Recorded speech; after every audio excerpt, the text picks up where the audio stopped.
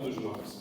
Lembrem-se que todo o capítulo 1, se você olhar do capítulo 1, o verso 1, até o verso de número 31, Deus está criando coisas. Amém? Amém. Deus está criando coisas. E tudo que Deus cria, o escritor, que no caso aqui é Moisés, ele diz o seguinte: disse Deus, haja, e Deus viu que era bom. E chamou Deus a luz de dia, e disse Deus, haja expansão, verso 7, e fez Deus expansão, verso 8, e chamou Deus a expansão dos céus, verso 9, e disse Deus, ajuntem-se as águas, verso 10, e chamou Deus a porção seca de terra, verso 11, disse Deus, produz a terra erva verde, verso 12, até o verso de número 27, Deus está criando coisas, seres viventes. E vocês sabem que a palavra Deus não é o nome de Deus. A palavra Deus é empregada a uma divindade. Tudo bem? Ué, pastor, eu chamo Deus de Deus, está errado? Não é que está errado. Está certo? Mas o nome de Deus não é Deus. Isso é um título. O nome de Deus tem algumas letras em consoantes que é praticamente impossível de pronunciar. E aí existe algo chamado que é tetagrama do hebraico, que transliterado para o nosso português nós conhecemos como a palavra Yahvé ou Jeová. Aí tem vários títulos de Deus na Bíblia: Jeová Shalom, Jeová Nissi, Jeová de Sabaote, Jeová Kadosh e assim por diante. Todos títulos, ok? Então nós vemos aqui todo o capítulo 1, Moisés dizendo, e Deus criou coisas. E quando ele vai falar que Deus criou coisas, ele está dizendo, Deus criou, Deus formou, Deus disse. Por quê? Porque Deus é para coisas. Deus é para coisas. Mas quando ele forma o homem, capítulo de número 2, e o verso de número 7, diz o seguinte: e formou o Senhor Deus o homem. Perceba que a palavra Senhor é acrescentada antes de Deus. Por que isso? Porque Deus é para coisas. E Deus não quer ser apenas um Deus para nós. Aleluia. Deus não quer ser apenas o gênio da lâmpada, que quando a gente está com um problema, a gente dá 3 esfregadinhas nela e tudo se resolve. Deus não quer ser para nós apenas um solucionador de problemas. Deus quer que essa revelação do capítulo 2 e o verso 7, que o Senhor vem na frente de Deus, seja para a nossa vida. Como é que é isso, pastor? Deus quer ser Senhor da nossa vida. E depois Deus. Por quê? Porque se eu tenho Deus apenas como Deus na minha vida, ele é como uma moeda de troca, uma moeda da sorte, o galinho de arruda na orelha, é o sal grosso, o vale de sal, é a porta não sei da onde, é as 7 voltas na muralha, são as 7 trombetas. Esquece isso. Deus não quer ser Deus para você apenas. Deus quer ser Senhor da tua vida e da tua casa.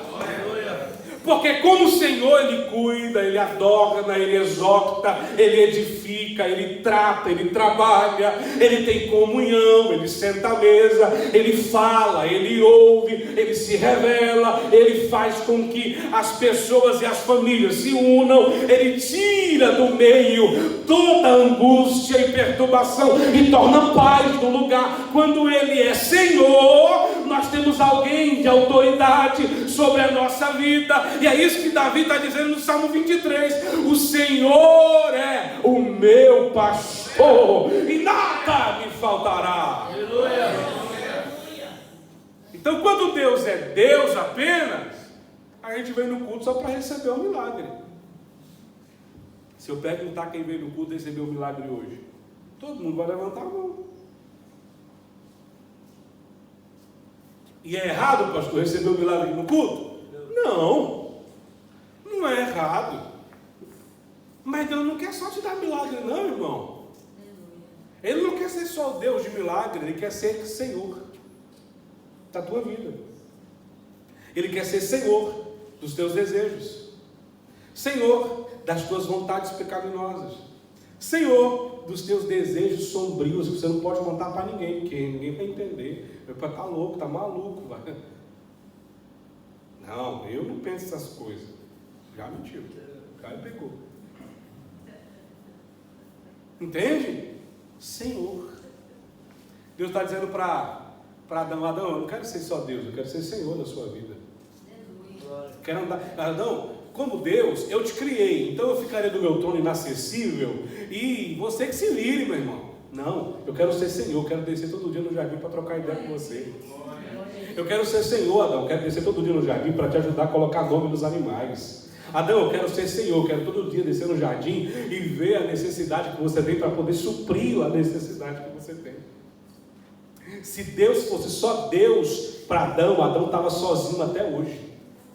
Mas como Deus é Senhor, Ele conhece a necessidade. E olha isso aqui que eu vou dizer. E Deus viu em Adão uma necessidade que nem Ele mesmo podia suprir.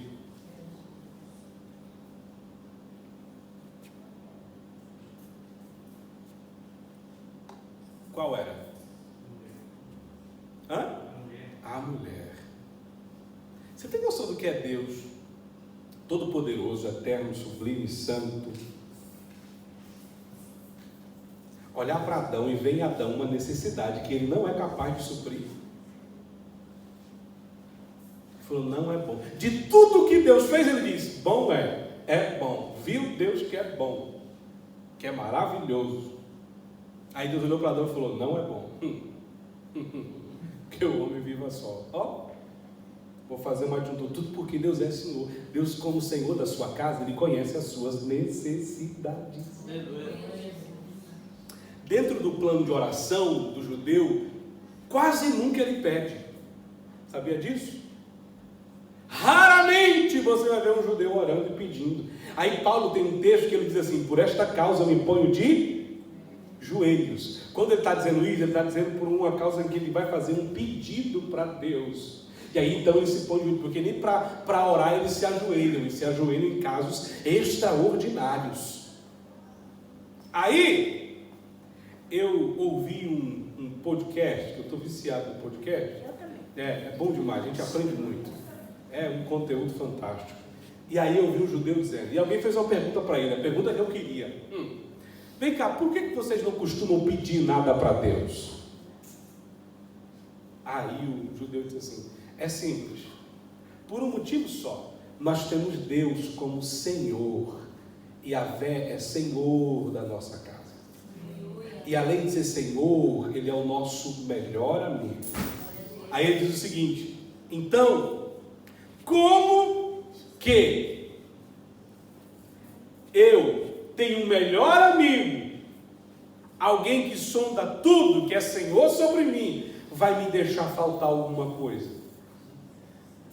Vai me deixar sucumbir nas minhas necessidades? Se um amigo comum já não deixa, imagine Yahvé, o Todo-Poderoso. Então, olha, eu vou falar por mim, e eu tenho uma dificuldade séria com isso. Eu não sei se você é assim, eu sou. Eu tenho muita dificuldade de pedir as coisas para Deus.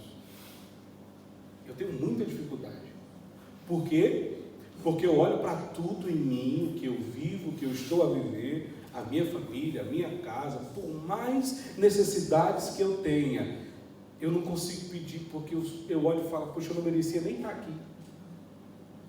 Porque eu entendi que Deus, que conhece a minha necessidade, é poderoso para supri-la em tudo. Então, Deus quer ser Senhor da tua casa, Senhor da tua família, da tua vida. Diga amém por isso. Amém. Bom, Sendo assim, entendemos como o Espírito de Deus age na criação. Então, agora nós vamos entender como é que o Espírito se manifestava sobre a vida das pessoas. Por quê? Porque no início, no princípio, não é como hoje. No princípio, o Espírito de Deus vinha por porções. Então Deus escolhe classes de pessoas para se manifestar.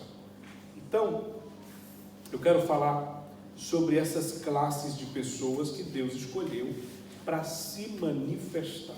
Tá bem? Então vamos lá. Começando lá do Gênesis, lá do princípio, lá do Bereshit, Deus escolhe homens em que Ele possa falar. Por exemplo, patriarcas, Noé, dentre outros, Abraão, Isaque, Jacó, patriarcas, era patriarcal. O próprio Deus se revelava. O próprio Deus, através do seu Espírito, falava com esses homens. Tudo bem? Então, segundo, depois vem a era dos sacerdotes, profetas, ali com Moisés, Josué, Arão, dentre outros. Logo após isso, vem os juízes. Deus também se revelava através do seu Espírito sobre os juízes. Vejamos então o caso de Sansão, que o Espírito vinha sobre ele quando havia necessidade, e ele derrotava os seus inimigos e livrava Israel. Sempre assim. Quando não, o Espírito vinha como sabedoria sobre os juízes, e eles desenvolviam estratégias para que pudessem vencer os seus inimigos. E nós já conhecemos muitas histórias com relação a isso. Bom, pronto. Também tinha os sacerdotes, no caso de Arão, e os seus filhos, Eli, Ofni e Finéias, e assim, dentre outros, tá bem? E tinha também os reis. Todos os reis recebiam a unção. No caso de Saul, por exemplo, a gente pode estudar só sobre ele um dia, dá muito pano para manga, mas olha, quando o povo resolve querer um rei para reinar, e Deus olha e vê que tem alguém ali disponível, à toa ali, procurando jumenta, né? Aquela coisa toda, Deus queria um pastor, mas o povo queria um pastor de jumenta, aí fica ruim, né? Porque eles queriam um pastor de ovelha e o povo queria um pastor de jumenta. A gente é assim, sabia? Deus quer dar para a gente pastor de ovelha, a gente fica correndo atrás de pastor de jumenta. Porque quem é pastor de jumenta nunca vai ser pastor de ovelha, entenda? O tratamento é diferente. Bom, isso é para outro dia. Bom, no caso de Saul, o Espírito de Deus veio sobre ele, ele profetizou. Uma vez, e nunca mais profetizou. Davi era diferente. O Espírito veio sobre ele, e o texto diz: e o Espírito do Senhor se apoderou. Quer dizer, abraçar e não soltar. Davi é conhecido como homem fonte, assim como Moisés. Então, aonde Davi ia, o Espírito ia com ele. Se ele fosse para Jericó, o Espírito ia com ele. Se ele fosse para Samaria, o Espírito ia com ele. Se ele descesse para Ziclag, o Espírito ia com ele. Se ele fosse para Jerusalém, o Espírito ia com ele. Porque o Espírito estava pegado a ele, estava preso a ele, estava agarrado a ele. Diferente de outros reis, que recebia por porção. Davi é um caso à parte. Mas olha, quero falar com vocês aqui sobre outra classe de pessoas. Os nazireus. Os nazireus. Os nazireus eram homens consagrados a Deus, faziam votos ao Senhor, usavam uma roupa de linho fino, com um turbante, com uma corda azul no seu manto, que descia até o chão. Esses homens eram separados, tinham restrições para ele, e Deus também se manifestava através deles. Né? Sansão era nazireu, por exemplo, além de ser juiz, também era nazireu. Jesus era nazireu. Quando a mulher do fluxo de sangue toca nas vestes de Jesus, o texto ali no original não é veste, é bordão. Era a tira, era a corda azul que descia no seu manto, que o diferenciava dos outros e mostrava que ele era nazireu. Então toda a virtude que saiu de Jesus estava na santidade dele, que era justamente naquele bordão azul que representava a unção do nazireado na vida dele. Então quando ela toca, sai virtude, não sai poder, sai virtude, pastor. Samuel também era um nazireu. Então, quando ela toca em Jesus, sai virtude, não poder. Por quê?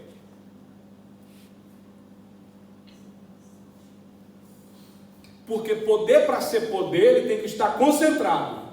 Mas virtude é o poder em ação. Então, o poder em ação procura a necessidade de alguém para manifestar. Entendeu? Não? Vou explicar de novo. Em Jesus havia poder, sim ou não? Sim. Quando ele diz, alguém me tocou, como é que você sabe? Tem um monte de gente apertando. Porque quem aperta não tira virtude, só toca no poder. Mas quem toca, arranca virtude. O que é virtude? Há uma necessidade sincera. Então a unção, o poder procura uma necessidade sincera. E supre aquela necessidade sincera. Então a virtude é o poder de Deus em ação. Então quando ela toca, ela tira a virtude. E a virtude procurou uma necessidade. E qual era a necessidade dela? Ser curada. Ela foi curada, restaurada, por causa da virtude. Jesus diz, eu vos dou poder, mas também vos dou virtude. E recebereis virtude do Espírito Santo. Porque o poder que você recebeu, a graça que você recebeu, o dom que você recebeu, não é para guardar aí, é para ser usado na necessidade de alguém. Glória a Deus. E vocês nem dão glória. É porque está guardado, né? Então, a virtude é o poder em ação. Agora, vamos falar de um personagem que para mim é fantástico. Falei um pouco sobre ele com os jovens domingo na IBD. Foi muito bacana, que é Moisés, que é considerado um homem fonte. O que é um homem fonte, pastor? É um homem que no seu tempo em que o Espírito de Deus vinha sobre porções, ele andava com o Espírito de Deus igual a gente anda hoje. Entendeu? Era uma exceção. Moisés. O que quer dizer? Tirado das águas. Vamos lá. Deus chega para Moisés e diz para ele assim, Moisés, o que está acontecendo? Moisés diz, Senhor, olha, o povo está reclamando porque não tem maná. Aliás, porque não tem carne. O povo está farto do maná. O povo não aguenta mais comer pão. O povo está reclamando porque só tem pão. Irmão, ter pão no deserto já era um grande milagre. Aí o povo agora está reclamando porque só tem pão. Aí o povo está dizendo, a gente quer carne. Aí não bastava só pedir carne, pastor. Eles estavam assim, ó céus, ó vida, quem me dera poder provar agora um peixe pescado no Egito. Quem me dera poder comer pepino e as cebolas do Egito, as batatas, aqueles caldos. Aí Moisés se entristeceu.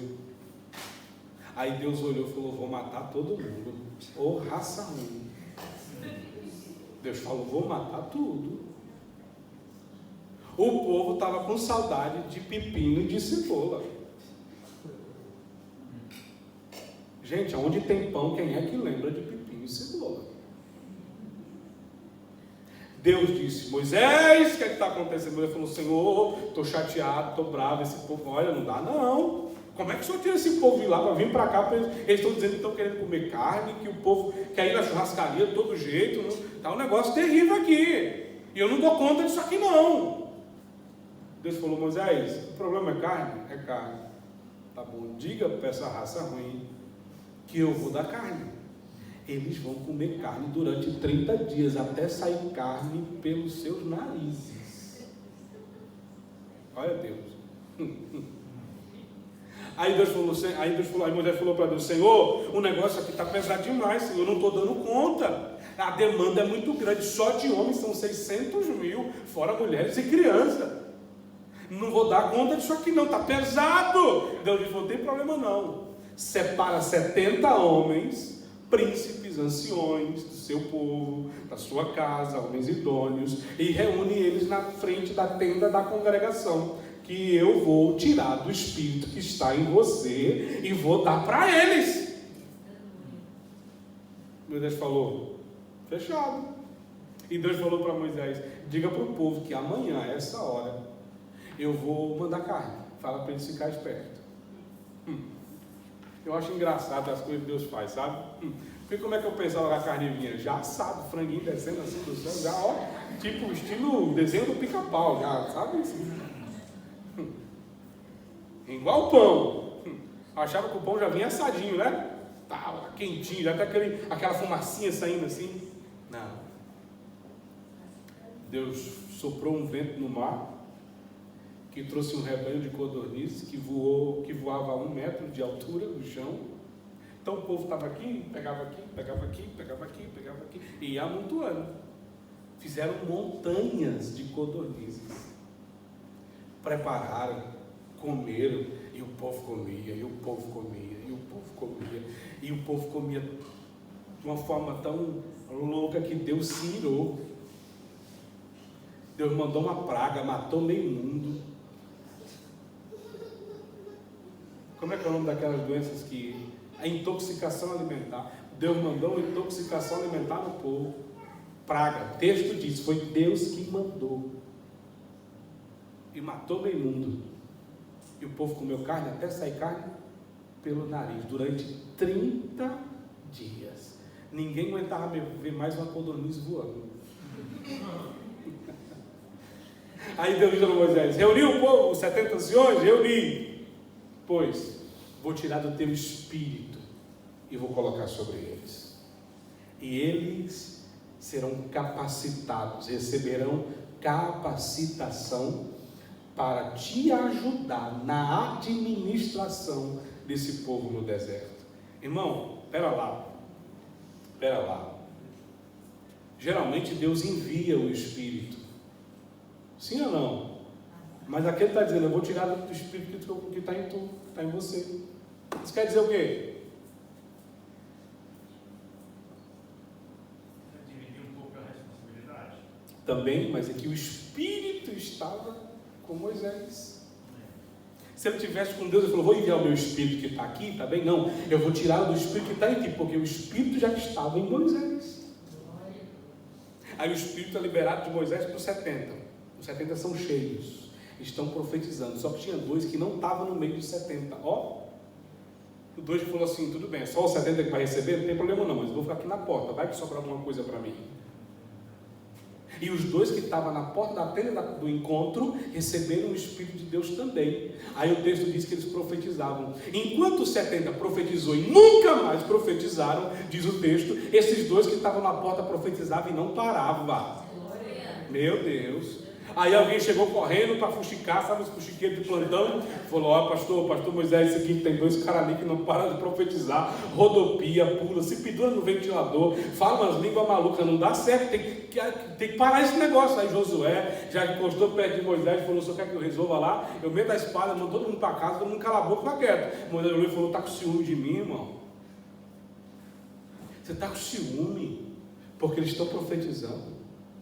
Oxalá que todo Israel profetizasse, porque quanto mais profeta, menos fofoca, quanto mais profeta, menos disse-me-disse, quanto mais profeta, mais comunhão, mais profeta, mais palavra, mais profeta, mais exercício do Espírito Santo em nosso meio. Então Moisés era esse homem, o cara que falava com Deus face a face. E o texto face a face não quer dizer que Moisés via a face de Deus. O texto face a face no original quer dizer hálito no hálito. Moisés sentia o hálito de Deus e Deus sentia o hálito de Moisés. O vento do hálito. Tem noção de um negócio desse? Coisa linda, né? A ponto de Moisés descer e ter que colocar um véu no rosto, porque o rosto dele brilhava como o sol e ninguém aguentava olhar no rosto dele. Moisés, que estava no monte e que o próprio Deus com seu dedo escreveu nas tábuas os 10 mandamentos. E quando Deus está escrevendo, onde é que Israel está? No cume do monte, dançando ao redor de um bezerro de ouro. Gente, como é que pode? O nosso líder está no monte falando com Deus. A gente já viu que ele desceu com o rosto brilhando como o sol. Nós já vimos o que Deus fez através dele. Nós já vimos que Miriam e Arão se levantou com uma fofoquinha, um ciúminho do inferno contra Moisés. Deus chamou os 3 na tenda do encontro e falou: olha, é o seguinte, se houver algum profeta em Israel, no meio do povo, eu falo com ele por sonho, por revelação. Mas não é assim com meu servo Moisés. Com ele eu falo tete a tete. O que vocês dois estão falando? Eu me revelo para quem eu quero. Eu vou me revelar para Moisés. Quando chegar a vez de vocês, eu me revelo para vocês. Mas por enquanto é com Moisés. E por causa disso, Arão, você está perdido. Você vai perder o ministério. E você, Miriam, vai ficar leprosa. O povo vendo tudo isso. O cara que abriu o mar vermelho. Chegou para Arão e falou: olha, Moisés está demorando demais. Deus deve ter levado ele, deixou a gente aqui sozinho. Então vamos fazer o seguinte: como a gente quer adorar, como a gente quer cultuar, a gente precisa de alguma coisa. Ai, ai. Quem quer cultuar não precisa de artifício para cultuar. Quem vai falar hoje? Quem vai cantar hoje? Quem vai pregar hoje? Hoje é cu de quem? Isso é bezerro de ouro, irmão. Ah, não. Essa semana eu estava falando com o irmão. E ele disse o seguinte: é que os católicos vão para o inferno porque são idólatras. Eu disse: é verdade. Mas eu discordo. Aí ele disse: como assim o senhor discorda? Eu disse: é simples. Não é só os católicos que vão para o inferno, não. Tem um monte de crente que também vai. Mas por causa da idolatria? Por causa da idolatria. Como assim? Explica. Eu explico. A gente pode não ter um santinho lá na parede, mas a gente adora o cantor tal, o pregador tal, a gente só vai quando o pastor tal, tá. A gente só fala quando fulano de tal está falando. A gente tem dificuldade em honrar a liderança que nós temos, porque a gente acha o outro mais top. São os nossos ídolos. Aí ele falou: eu não tinha pensado nisso. Isso é bezerro de ouro. Isso é bezerro de ouro. Aí Deus fala para Moisés: olha, Moisés, nós estamos aqui trocando ideia, fazendo um planejamento legal para o povo. Está entendendo? Tem uns projetos legais aqui para o povo. E o povo está lá embaixo adorando um bezerro de ouro. Moisés, é o seguinte: desce logo, irmão, porque olha, eu vou matar esse povo. Moisés desceu com as 2 tábuas do concerto na mão, o decálogo. Quando ele olha Arão no meio, Arão, o sumo sacerdote. Cuidado aí, crente, para tu não ser o Arão que está coitando da adoração a bezerro de ouro dentro da igreja. Foi ele que esculpiu o bezerro, né? Foi ele que esculpiu. Porque rebelde, olha, eu vou falar isso aqui.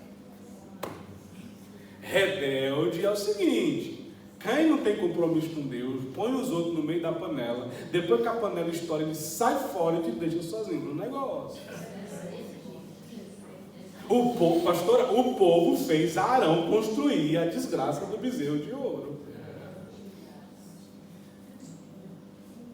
Tem noção disso? E sabe por que Deus não matou Arão? Não.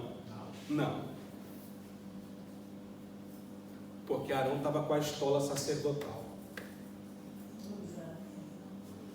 Sabe o que significa a estola sacerdotal? A unção de honra sacerdotal. E Deus não fere o seu próprio princípio. Para Deus, quando Deus foi matar Arão, ele fez Arão tirar a estola.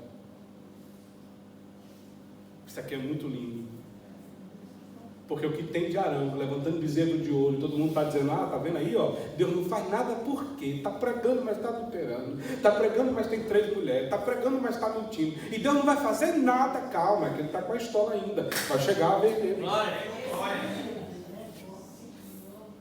Calma. Olha lá, essa. Calma. Deus não se deixa escarnecer. Então, cuidado para você não ser o Arão que está esculpindo ídolos, bezerro de ouro para alguém adorar. Moisés desce com as tábuas da lei na mão, com o decálogo, o que ele faz? Ele quebra de tanta raiva. Pensa o homem mais manso do mundo nervoso. Pensa o homem mais manso do seu tempo nervoso.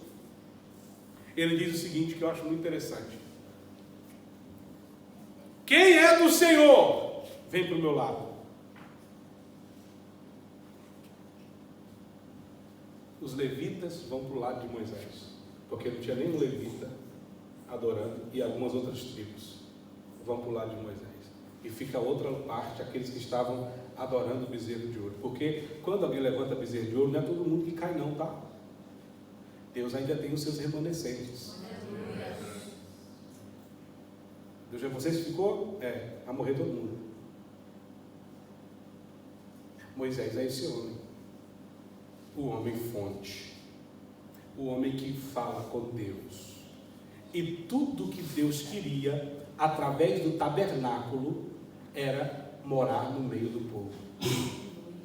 Tudo que Deus queria, através do tabernáculo, era estar no meio do povo. Tudo que o povo queria naquela época, que Deus queria naquela época, nós temos hoje.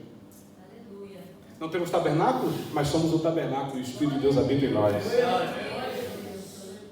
Não precisa mais de um monte, como Jesus disse para a mulher, a samaritana. Aí, é no monte ou na igreja? Como é que é? No templo ou no monte? Falou, nem no monte, nem no templo. Importa que os verdadeiros adoradores adorem ao Pai em espírito e em verdade. Não importa onde. Tudo bem até aqui, gente? Alguma dúvida?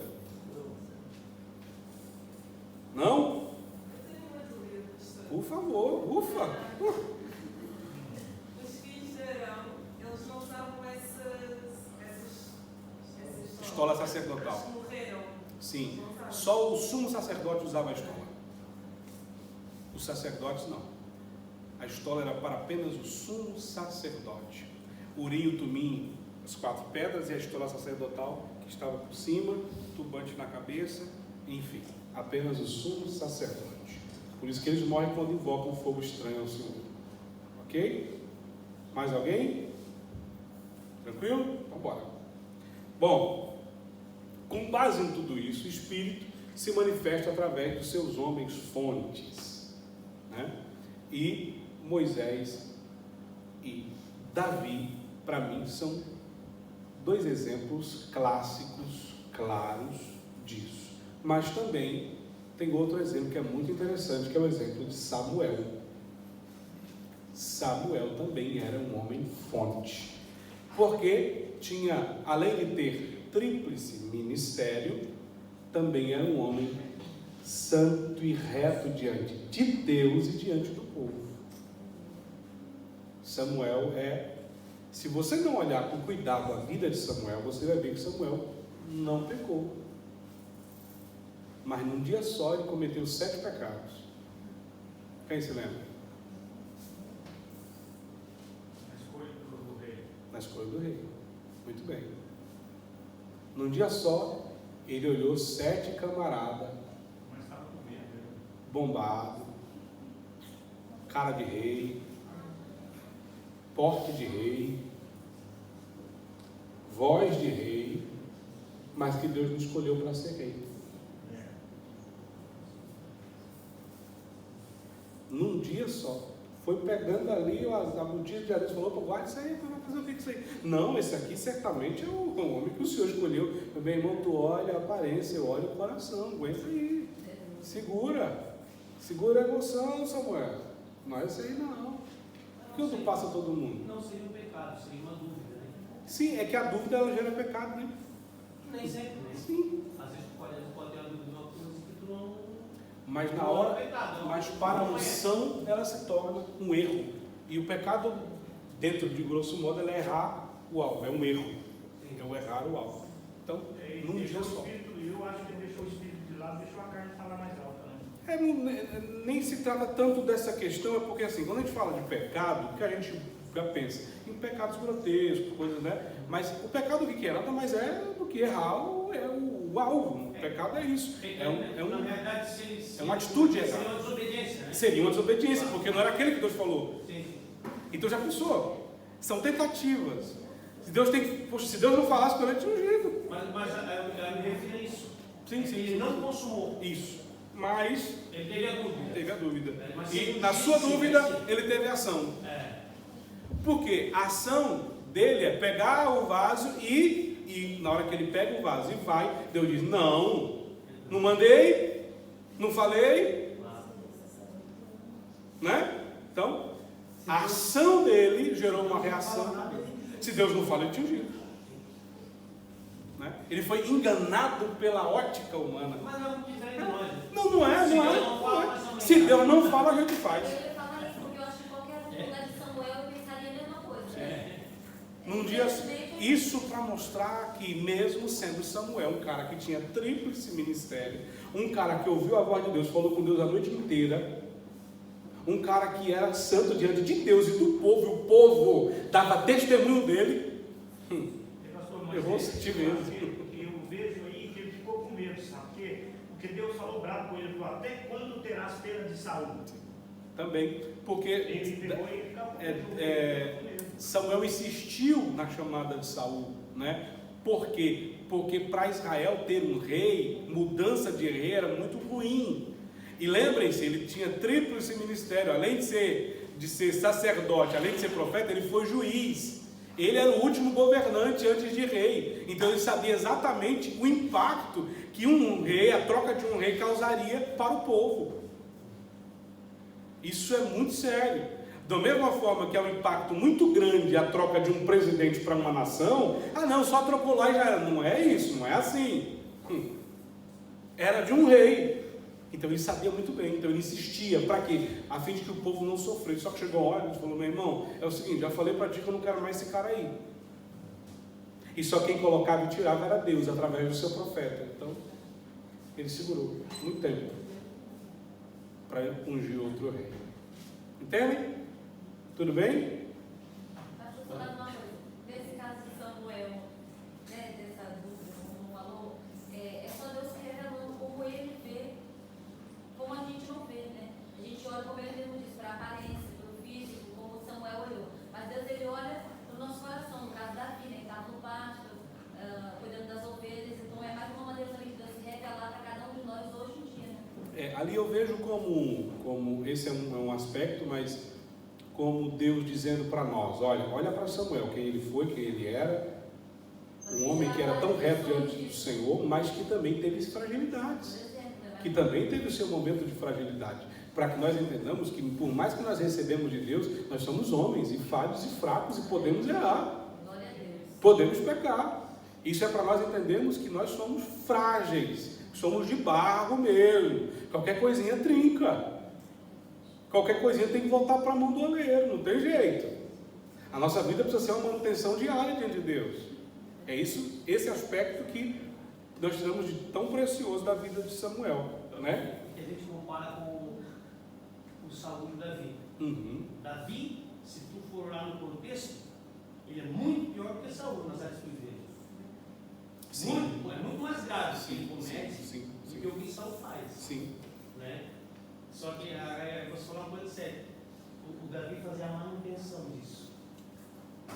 E o Saul se endurecia e ia para frente. Exatamente, aí é que está a palavra, você falou tudo. É. Não havia nele arrependimento, não havia nele humildade para reconhecer o seu erro. E o maior problema do homem é esse, porque a soberba precede a queda. E ainda mentiu, né?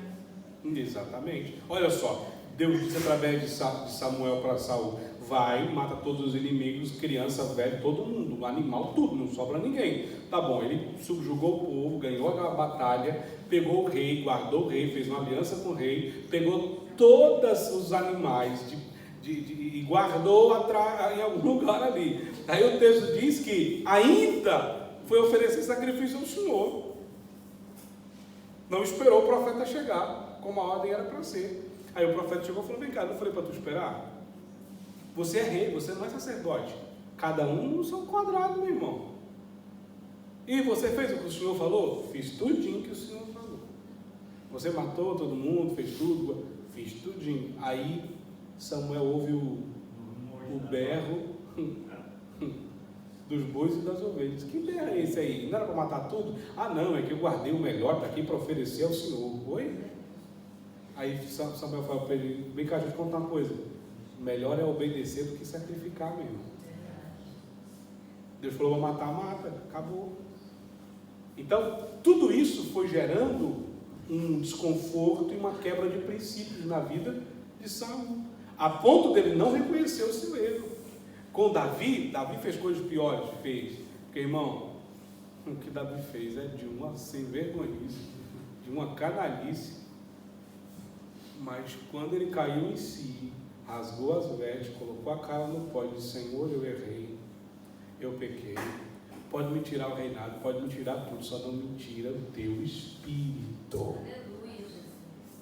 Porque precioso para mim não são as mulheres, não são as guerras, não é o reinado. Precioso para mim é o teu espírito. Sabe o que ele está dizendo? Precioso para mim é os nossos momentos ocultos de comunhão, de manutenção. Quando eu pego a harpa e o demônio sai de Saul, quando eu pego a harpa e eu sinto descer a revelação dos cânticos e eu começo a escrever e eu me sinto revigorado. Quando eu vou para a batalha, mas o Senhor pega os meus inimigos e livra eles, e me livra dos meus inimigos e me dá a vitória. É isso que eu prezo, é o Senhor comigo na batalha, é o Senhor comigo todo dia, e isso agrada a Deus. Aleluia. Porque, irmão, pensa num trem doido da gente, um trem desgovernado da gente, pecador, miserável. Paulo disse: eu sou pecador, miserável, cego, nu, e quem me livra lá do corpo dessa morte? Mas toda vez que nós temos um problema, se nós chegarmos ao Pai com humildade, em oração, em arrependimento, a Bíblia diz que Deus não rejeita um coração quebrantado. Amém? Amém, amém, irmão? Olha, para nós encerrarmos hoje, João capítulo 16, Evangelho de Jesus, segundo escreveu João, capítulo 16 e o verso de número 16, ou o verso de número 13, que diz: mas quando... Eu vou esperar vocês acharem. Eu não sei se vocês têm o costume, eu tenho, minha Bíblia é toda riscada, não tem problema não, viu? Pode riscar, marca mesmo, tá bom? Marca, escreve, pode ficar tranquilo, pode passar batom aí na boca de Deus à vontade. Brincadeira, minha filha falava isso: ô pai, como é que eu vou riscar a Bíblia? Eu vou passar batom na boca de Deus? Minha filha, pode riscar à vontade, Deus não liga não. Ó, diz assim: mas quando vier aquele, o Espírito, Paracletos da verdade, ele vos em toda a verdade, porque não falará de si mesmo, mas dirá tudo o que tiver ouvido e vos o que há de vir. Ele me porque há de receber do que é meu e vou-lo-á te ensinar. Então o Espírito guia, anuncia e glorifica a Deus por tudo isso. Então, por hoje é só, apenas este pequeno assunto de hoje. Semana que vem vamos falar sobre